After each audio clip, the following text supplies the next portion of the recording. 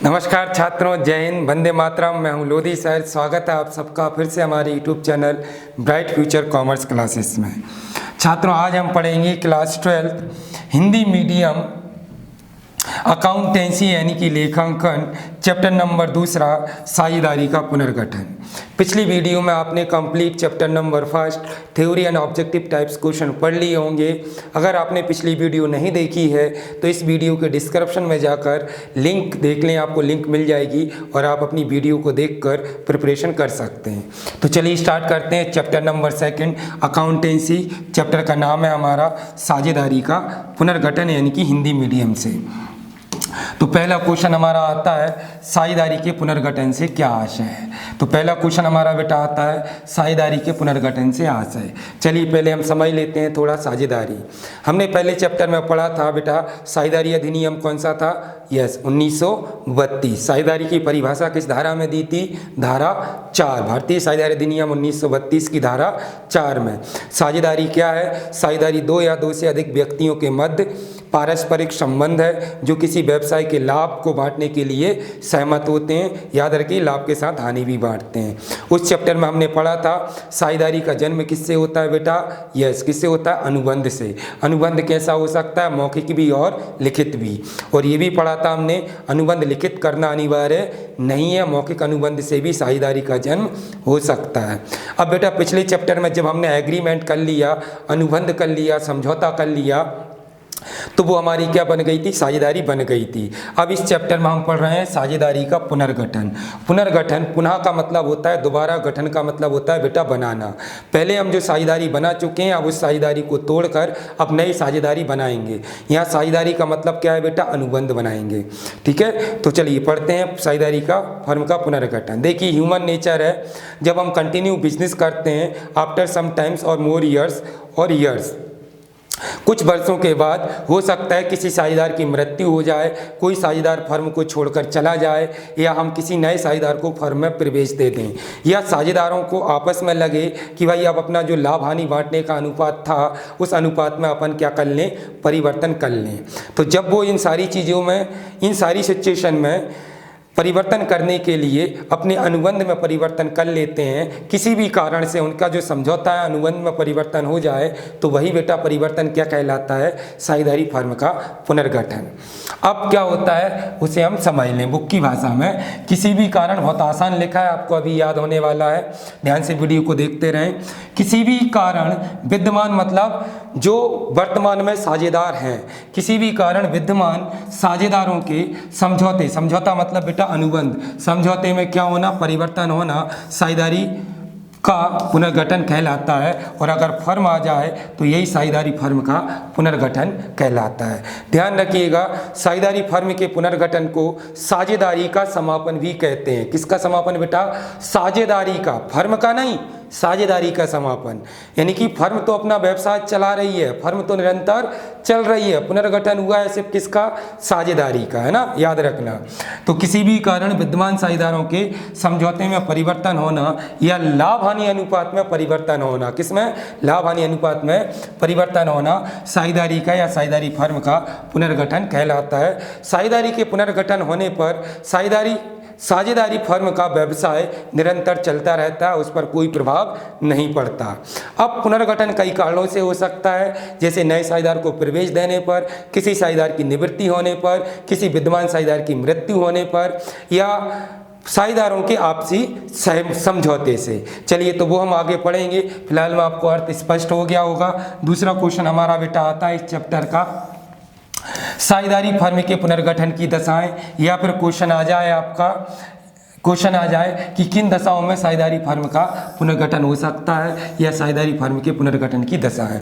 तो अभी हम आपको बता चुके हैं बेटा, किसी भी कारण हमें समझौते में परिवर्तन करना है, और समझौते में अगर परिवर्तन हो गया तो ये साझेदारी फर्म का पुनर्गठन हो गया। तो निम्नलिखित दशाओं में साझेदारी फर्म का पुनर्गठन हो जाता है, जिसका पहला पॉइंट है लाभ विभाजन अनुपात में परिवर्तन, दूसरा नए साझेदार का प्रवेश, किसी साझेदार के अवकाश ग्रहण करने पर, किसी साझेदार की मृत्यु होने पर, दो फर्मों के एकीकरण होने पर। तो पहला पॉइंट लिखा है लाभ विभाजन अनुपात में परिवर्तन। जब समस्त साझेदार अपनी सहमति से अपने लाभ विभाजन अनुपात में परिवर्तन कर लेते हैं तो यह साझेदारी का पुनर्गठन हो जाता है। जैसे राम श्याम गोपाल का वर्तमान लाभ विभाजन अनुपात 2:3:4 है और वह भविष्य में 4:2:1 में लाभ बांटने का निर्णय ले लें तो यह साझेदारी फर्म का पुनर्गठन होगा। यानी कि पुनर्गठन किस वजह से हो गया? साझेदारों ने आपसी सहमति से अपने लाभ विभाजन अनुपात में परिवर्तन कर लिया। दूसरा, नए साझेदार का प्रवेश। जब फर्म में किसी नए साझेदार को प्रवेश दिया जाता है तब फर्म के साझेदारों के लाभ अनुपात में कमी आ जाती है, जिससे फर्म का पुनर्गठन हो जाता है। कमी आ गई मतलब बेटा लाभ अनुपात में परिवर्तन हो गया, और जब लाभ अनुपात में परिवर्तन हो गया तो साझेदारी फर्म का क्या हो गया? पुनर्गठन। लेकिन किस वजह से? नए साझेदार के प्रवेश के वजह से। अब आता है किसी साझेदार के अवकाश ग्रहण। अवकाश ग्रहण को बेटा निवृत्ति भी कहते हैं, इंग्लिश में हम इसे कहते हैं रिटायरमेंट। अगर कोई साझेदार फर्म को छोड़कर चला जाए तो फर्म के विद्यमान साझेदार जब कोई अवकाश ग्रहण कर ले, क्या कर ले? अवकाश ग्रहण कर ले तो शेष साझेदारों के लाभ विभाजन अनुपात में बेटा क्या हो जाती है? वृद्धि। ध्यान रखिएगा, नए साझेदार के आने पर पुराने साझेदारों के लाभ में कमी हो रही है और विद्यमान साझेदार के जाने पर शेष साझेदार के लाभ में वृद्धि हो रही है। वृद्धि के साथ परिवर्तन हो जाता है, जिससे साझेदारी का पुनर्गठन हो जाता है। तो ये अपना क्या हो गया? तीसरा कारण हो गया जिससे साझेदारी फर्म का पुनर्गठन होता है। किसी साझेदार की मृत्यु। देखिए बेटा, रिटायरमेंट पर भी साझेदार फर्म छोड़कर जा रहा है, मृत्यु पर भी साझेदार फर्म छोड़कर जा रहा है।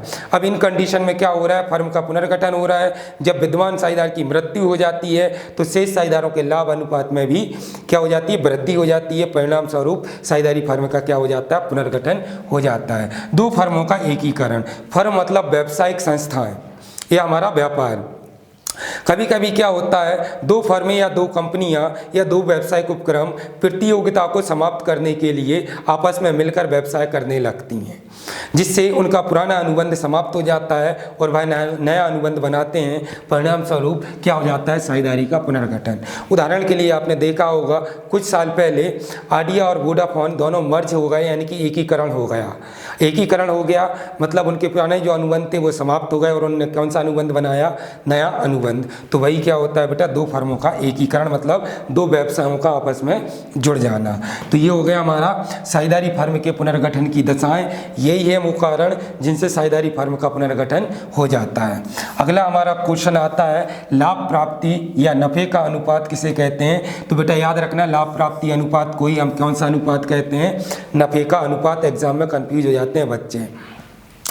तो लाभ प्राप्ति, जब फर्म से कोई विद्यमान साझेदार निवृत्त होता है, निवृत्त को अवकाश भी कहते हैं, अभी बताया था, या किसी साझेदार की मृत्यु हो जाती है, तब शेष साझेदारों के लाभ अनुपात में कुछ ना कुछ वृद्धि हो जाती है। बेटा इसी वृद्धि को हम लाभ प्राप्ति अनुपात कहते हैं। लाभ प्राप्ति अनुपात का सूत्र होता है नया अनुपात माइनस पुराना अनुपात। देखिएगा, फर्म से जब कोई विद्यमान साझेदार निवृत्त होता है या रिटायर हो जाता है, उसकी मृत्यु हो जाती है, तो शेष साझेदारों के लाभ में वृद्धि हो जाती है।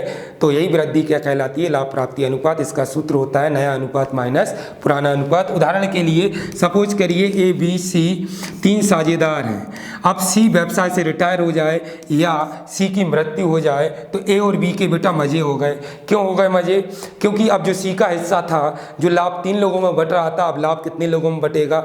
2 लोगों में बटेगा। इसलिए क्या हो गया बेटा? लाभ प्राप्ति अनुपात हो गया। तो अगला क्वेश्चन अपन बात करते हैं आगे। और याद रखना, लाभ प्राप्ति अनुपात की गणना बेटा कब की जाती है? याद रखना, एग्जाम में पूछ लेता है। तो किसी साझेदार की मृत्यु पर, किस पर बेटा? किसी साझेदार की मृत्यु पर या किसी साझेदार की निवृत्ति पर हम किसकी गणना करते हैं? लाभ प्राप्ति अनुपात की। और साझेदार के निवृत्त होने पर शेष साझेदारों के लाभ में क्या होती है बेटा? वृद्धि होती है। याद रखना, क्या होती है? वृद्धि होती है। और लाभ प्राप्ति अनुपात का सूत्र क्या होता है? नया माइनस पुराना अनुपात। इसके बाद अगला क्वेश्चन हमारा आता है त्याग अनुपात। तो त्याग अनुपात क्या होता है? तो पहली चीज याद रखना है बेटा, त्याग का मतलब होता है अपना हिस्सा किसी दूसरे को देना। जब हम फर्म में किसी नए साझेदार को प्रवेश देते हैं तो जो पुराने साझेदार हैं वो अपना हिस्सा किसके पक्ष में त्याग करते हैं? नए साझेदार के पक्ष में त्याग करते हैं। वही उनका क्या कहलाता है? त्याग अनुपात कहलाता है। पहली चीज, त्याग अनुपात की गणना कब की जाती है? नए साझेदार के प्रवेश पर। कब की जाती है बेटा? नए साझेदार के प्रवेश पर। दूसरी चीज, त्याग अनुपात होने पर यानी कि नए साझेदार के प्रवेश पर पुराने साझेदारों के लाभ अनुपात पर क्या प्रभाव प्रभाव पड़ता है तो बेटा कमी आ जाती है। क्या आ जाती है? कमी आ जाती है। तो देखिएगा हमारा अगला क्वेश्चन आता है त्याग अनुपात किसे कहते हैं? तो त्याग अनुपात जब फर्म में किसी नए साझेदार को प्रवेश दिया जाता है तब फर्म के विद्यमान या पुराने साझेदारों के लाभ अनुपात में कुछ ना कुछ बेटा क्या आ जाती है? कमी आ जाती है। इसी कमी को हम क्या कहते हैं? त्याग अनुपात कहते हैं। इसका सूत्र होता है, उल्टा करना है आपको लाभ प्राप्ति अनुपात का, त्याग अनुपात बराबर पुराना अनुपात माइनस नया अनुपात। तो क्लियर होगा आपका त्याग अनुपात। कब गणना करते हैं? नए साझेदार के प्रवेश पर। शेष साझेदारों के लाभ पर क्या प्रभाव पड़ता है? तो बेटा पुराने साझेदारों के लाभ में कमी आ जाती है। सूत्र क्या होता है? पुराना अनुपात माइनस नया अनुपात। तो अब हमारा अगला क्वेश्चन आता है अंतर किसमें बेटा? त्याग अनुपात और लाभ प्राप्ति अनुपात में अंतर। इंपॉर्टेंट क्वेश्चन है एग्जाम के लिए। तो पहला पॉइंट आ जाता है अंतर के आधार का अर्थ। किसी नए साझेदार के प्रवेश के कारण पुराने साझेदारों के लाभ अनुपात में जो कमी होती है वह त्याग अनुपात कहलाता है। किसी विद्यमान साझेदार के अवकाश ग्रहण करने पर शेष साझेदारों के लाभ में जो वृद्धि होती है वह लाभ प्राप्ति अनुपात कहलाता है। अर्थ हम ऊपर भी पढ़ चुके हैं। दूसरा पॉइंट लिखा है सूत्र बेटा अभी हम पढ़ चुके हैं, त्याग अनुपात बराबर पुराना अनुपात माइनस नया अनुपात, लाभ प्राप्ति अनुपात बराबर नया अनुपात माइनस पुराना अनुपात। खालिस्तान बनाकर भी पूछ लेता है, इसलिए आप अच्छे से सूत्र को याद कर लें। लाभ पर प्रभाव अभी बताया था बेटा, जब नए साझेदार को प्रवेश देते हैं तब हम त्याग अनुपात की गणना करते हैं, जिससे पुराने साझेदार के लाभ में क्या आ जाती है? कमी। जबकि रिटायरमेंट पर यानी कि निवृत्ति पर और मृत्यु पर शेष साझेदारों के लाभ में क्या हो जाती है बेटा? वृद्धि हो जाती है। तो यहाँ पर लिखा हुआ है त्याग अनुपात में पुराने साझेदारों के लाभ में कमी आ जाती है, लाभ प्राप्ति अनुपात से शेष साझेदारों के लाभ में वृद्धि हो जाती है। गणना का समय पहले ही बता चुके हैं बेटा, त्याग अनुपात की गणना नए साझेदार के प्रवेश पर की जाती है। किस पर? नए साझेदार के प्रवेश पर। लाभ प्राप्ति अनुपात की गणना साझेदार की निवृत्ति या मृत्यु पर की जाती है। लास्ट पॉइंट आता है पूंजी खातों पर प्रभाव। तो याद रखिएगा जब हम त्याग अनुपात की गणना करते हैं तो त्यागी साझेदार के पूंजी खाते को क्रेडिट करते हैं और लाभ प्राप्ति वाले साझेदार के पूंजी खाते को डेबिट करते हैं, क्योंकि लाभ प्राप्ति वाला साझेदार पाने वाला है और त्यागी साझेदार देने वाला है। देने वाले को क्रेडिट करते हैं और पाने वाले को डेबिट करते हैं। तो त्यागी साझेदार के पूंजी खाते को क्रेडिट किया जाता है, लाभ प्राप्ति साझेदार के पूंजी खाते को डेबिट किया जाता है। तो ये अंतर हो गया हमारा त्याग अनुपात और लाभ प्राप्ति अनुपात में अंतर। आपको मोस्टली याद भी हो गया होगा, फिर भी अगर याद ना हुआ तो स्क्रीनशॉट ले लें और बाद में आप पढ़कर रिवीजन कर सकते हैं, वीडियो को भी फिर से देख सकते हैं। चलिए अगला हमारा क्वेश्चन आता है ख्याति किसे कहते हैं? इस चैप्टर का बेटा इंपॉर्टेंट टॉपिक ख्याति, इसे इंग्लिश में हम कहते हैं गुडविल। ख्याति है क्या? पहली चीज याद रखना है बेटा, ख्याति स्थायी अमूर्त संपत्ति है। कौन सी संपत्ति? स्थायी संपत्ति है, लेकिन स्थायी कौन सी? अमूर्त। अमूर्त मतलब जिसे देखा और छुआ नहीं जा सकता। अब ख्याति सर है क्या? देखिए बेटा, ख्याति अमूर्त संपत्ति है तो इसका कोई भौतिक स्वरूप तो है नहीं, मतलब ये लाभ अर्जन करने की एक क्षमता है जो ग्राहकों को आकर्षित करती है, माल की बिक्री बढ़ती है और हम अधिक लाभ अर्जित कर लेते हैं। अब ऐसा किस वजह से होता है? तो बेटा व्यापारी की ईमानदारी, वस्तु की गुणवत्ता, वस्तु का मूल्य, व्यापार का स्थान, ये सारी चीज़ों से जब एक व्यापार की जो प्रसिद्धि होती है वही प्रसिद्धि क्या कहलाती है? ख्याति। याद रखना ख्याति कौन सी संपत्ति है? स्थायी अमूर्त संपत्ति है। इसे देखा और छुआ नहीं जा सकता परंतु इसे बेचा जा सकता है, ये भी याद रखना। ख्याति क्या है बेटा? एक विक्रय योग्य संपत्ति है। आगे याद रखना संपत्ति है ख्याति, वो भी कौन सी? स्थायी, लेकिन कौन सी? अमूर्त। इसलिए अमूर्त है, इसलिए ख्याति पर बेटा ह्रास नहीं लगाया जाता। याद रखना ख्याति पर क्या नहीं लगाया जाता? ह्रास। और संपत्ति है फिर भी ख्याति पर कोई ब्याज नहीं दिया जाता। तो याद रखना ख्याति पर ह्रास नहीं लगाया जाता, ख्याति पर ब्याज नहीं दिया जाता। ख्याति कैसी संपत्ति है? स्थायी अमूर्त संपत्ति है जिसे क्या नहीं कर सकते? देख और छू नहीं सकते। ख्याति लेकिन विक्रय योग्य संपत्ति होती है, इसे आसानी से बेचा जा सकता है। कैसे हम आगे चर्चा करेंगे, फिलहाल में अर्थ समझ लीजिए। ख्याति एक स्थायी अमूर्त संपत्ति होती है जिसे देखा और छुआ नहीं जा सकता परंतु मापा जा सकता है और बेचा भी जा सकता है। यह व्यापारी की ईमानदारी, व्यवहार, प्रतिष्ठा, वस्तु की गुणवत्ता आदि से उत्पन्न होती है। क्या कहलाती है? ख्याति कहलाती है। तो ये हमारा हो गया ख्याति। अगला हमारा क्वेश्चन आता है बेटा ख्याति की विशेषताएं और इसके लक्षण। एग्जाम में अगर पूछ ले ख्याति की विशेषताएं या लक्षण समझाइए तो निम्नलिखित विशेषताएं या लक्षण होती हैं। पहला पॉइंट आ गया अमूर्त संपत्ति, बताने की जरूरत नहीं है, आप पढ़ चुके हैं। ख्याति एक अमूर्त संपत्ति होती है जिसे देखा और छुआ नहीं जा सकता। विक्रय योग्य संपत्ति, ख्याति अन्य संपत्तियों की भांति विक्रय योग्य संपत्ति होती है जिसे हम अन्य संपत्तियों की तरह आसानी से बेच सकते हैं। इसके बाद कई तत्वों से उत्पन्न, ख्याति कई तत्वों से उत्पन्न होती है है, जैसे क्या, ईमानदारी, व्यवहार, वस्तु की गुणवत्ता, व्यापार की प्रतिष्ठा आदि से क्या उत्पन्न होती है बेटा, ख्याति। इसके बाद ह्रास नहीं, ख्याति स्थायी संपत्ति है, परंतु फिर भी हम इस पर ह्रास नहीं लगा सकते, क्योंकि ह्रास बेटा स्थायी मूर्त संपत्तियों पर लगाते हैं, जबकि ख्याति स्थायी कौन सी है, अमूर्त संपत्ति। अगला हमारा क्वेश्चन आता है बेटा, अगला क्वेश्चन आता है हमारा ख्याति की प्रकृति या प्रकार, ख्याति की प्रकृति। तो वैसे विशेषताओं के पॉइंट से मिलती जुलती है प्रकृति। तो पहला पॉइंट है बेटा हमारा स्थायी संपत्ति, सब जानते हैं ख्याति व्यापार की स्थायी संपत्ति है, जो स्थायी रूप से व्यापार में लाभ अर्जित करने में सहायक होती है, क्योंकि कुछ विचारकों का कहना है कि यदि ख्याति बिल्ली के स्वभाव की होती है तो वह व्यापार में स्थायी रहती है। दूसरा पॉइंट हो गया अमूर्त संपत्ति, ख्याति एक स्थायी अमूर्त संपत्ति होती है जिसे देखा और छुआ नहीं जा सकता, क्योंकि इसका कोई भौतिक स्वरूप नहीं होता, परंतु व्यापार में लाभ कमाने में सहायक होती है। इसके बाद विक्रययुक्त संपत्ति, ख्याति एक विक्रययुक्त संपत्ति होती है जिसे आसानी से हम अन्य संपत्तियों की भांति बेच सकते हैं। चौथा पॉइंट हमारा काल्पनिक संपत्ति। कुछ विशेषज्ञों का कहना है कि ख्याति एक काल्पनिक संपत्ति है जिसे देखा और छुआ नहीं जा सकता, अनुमान से केवल इसके मूल्य को ज्ञात किया जा सकता है। तो ये बेटा हो गई हमारी ख्याति की प्रकृति। तो चलिए नेक्स्ट क्वेश्चन की हम बात करते हैं। अगला हमारा क्वेश्चन आता है ख्याति के प्रकार। ख्याति के प्रकार बेटा ख्याति की प्रकृति के आधार पर होते हैं। किसके आधार पर होते हैं बेटा? ख्याति की प्रकृति के आधार पर। तो ख्याति निम्नलिखित प्रकार की होती है। सबसे पहला कुत्ते के स्वभाव की ख्याति। कुत्ते के स्वभाव की ख्याति को बेटा हम व्यक्तिगत ख्याति भी कहते हैं। कौन सी ख्याति कहते हैं? व्यक्तिगत ख्याति। बिल्ली के स्वभाव की ख्याति, इसे हम बेटा स्थानीय ख्याति भी कहते हैं। कौन सी ख्याति? स्थानीय ख्याति। चूहे के स्वभाव वाली ख्याति, इसे वस्तुगत ख्याति भी कहते हैं। कौन सी ख्याति बेटा? वस्तुगत ख्याति। और खरगोश के स्वभाव वाली ख्याति। तो ख्याति की प्रकृति के आधार पर कितने प्रकार हैं बेटा? 4 प्रकार हैं। कुत्ते के स्वभाव वाली, बिल्ली के स्वभाव वाली, चूहे के स्वभाव वाली, खरगोश के स्वभाव वाली। 4 ही प्रकार की होता है बेटा, नहीं तो गाय भैंस बकरी भी लिखे आए यहाँ पे ना।